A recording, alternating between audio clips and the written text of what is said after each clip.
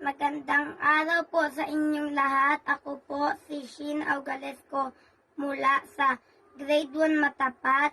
Inyong pakinggan ang kwento ng maliit na Christmas tree. Ang kwentong ito ay tungkol sa batang pine tree na gusto nang lumaki. Araw-araw nagrereklamo ito sa kanyang itsura.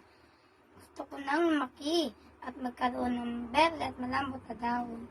Siguradong magiging maganda ako kapag nalagyan ako ng mga dekorasyon.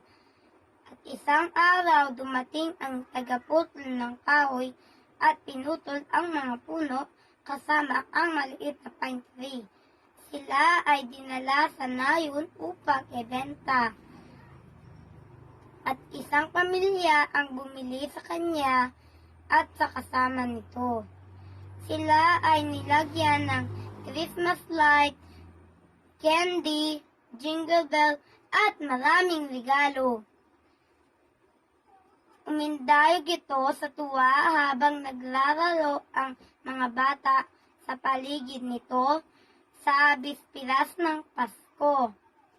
Ngunit matapos ang Pasko, ang parehong puno ay itinago sa madilim at malungkot na bodega.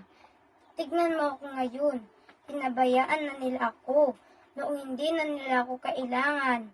Malungkot na sabi ng maliit na puno. Kaibigan, dapat lagi tayong magpasalamat kung anong meron tayo. Dapat lagi tayong maging masaya at tanggapin ang maliliit na bagay sa buhay. Tama ka, ang sagot nito. Maya-maya pa dumating ang dalawang lalaki upang kunin ang dalawang puno at sinunog ito. At doon na nga nagtapos ang kwento ng maliit na puno.